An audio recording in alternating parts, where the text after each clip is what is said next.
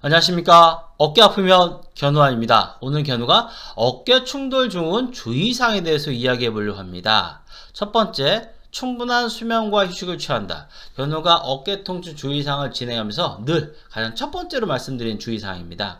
충분한 수면과 휴식은 우리 몸의 면역 기능을, 우리 몸의 자가치료 기전을 가장 간단하면서도 가장 효과적으로 올 수 있는 좋은 수단 중에 하나입니다. 충분한 수면과 휴식은 통증 질환에서 기본이 됩니다. 두 번째, 과음과 과로를 피한다. 우리 몸이 안 좋을 때 술 드셔본 적 있나요? 어떻던가요? 더 빨리 났던가요? 그렇지 않은 경험 있으실 거예요. 어깨 충돌증으로 인해서 통증이 있을 때 술을 드시면 더 나빠질 수 있기 때문에 가급적 한두 잔의 술도 피하는 것이 좋습니다. 과로를 피한다. 충분한 수면과 휴식의 연장선상에 생겨볼 수 있는데요. 우리 몸의 정상인들도 무리하게 쓰면 더 아프잖아요. 온몸이 뻑적이 아프잖아요. 어깨 충돌증으로 어깨가 아파. 그런데 자꾸 과로해서 막 무리 쓰면 어떻게 될까요? 더욱더 손상될 수 있겠죠.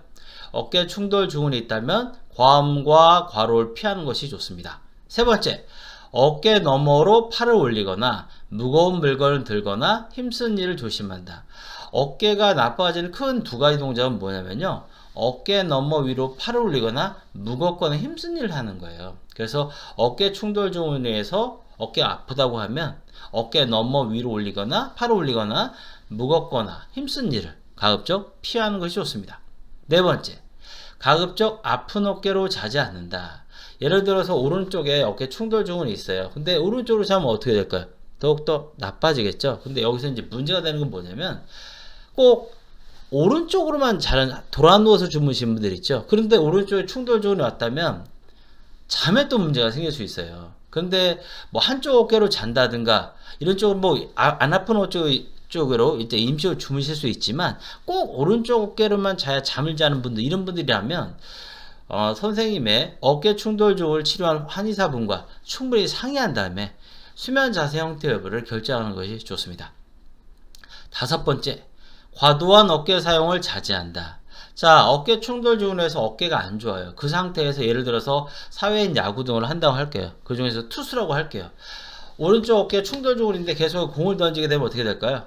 더욱더 나빠지겠죠. 어깨 충돌 증후군이 있다면 가급적 상체 운동을 자제하는 것이 좋습니다. 여섯 번째, 한 팔이나 양팔을 머리 위로 올리고 자제한다. 주무실 때 이러고 주무신 분들 있으시죠? 이러고 혹은 이러고. 예, 이런 상태에서 아까 견우가 뭐라 말씀드렸죠? 어깨는 어깨 너머 위로 팔을 올리거나 무겁거나 힘쓰는 일을 하면 나빠지세요. 그런데 어깨를 이런 식으로 잔다든가 하면 어떻게 될까요? 아픈 어깨 충돌근에 더 문제가 생길 수 있겠죠.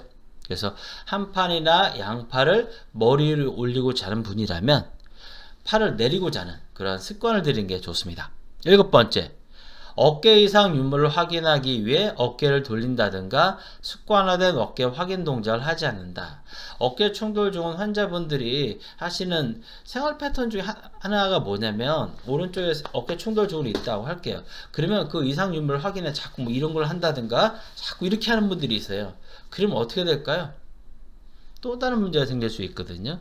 오른쪽에 어깨가 아프다고 한다면, 특히 충돌 증후군이라고 한다면 그 아픈 어깨를 자꾸 자극하거나 확인하는 건 도움이 되지 않습니다. 목 통증, 어깨 통증, 팔 통증 무엇보다 예방이 중요합니다. 어깨 충돌 증후군도 예외가 될 수는 없겠죠. 그러나 일단 발생했다면 초기에 적극적인 치료를 통해서 2차 문제의 발생을 예방하는 것이 무엇보다 중요합니다. 아울러 어깨 충돌 증후군 환자라면 주의사항을 잘 숙지해야 어깨 충돌 증후군에서 하루빨리 벗어난 데 도움을 받을 수 있습니다.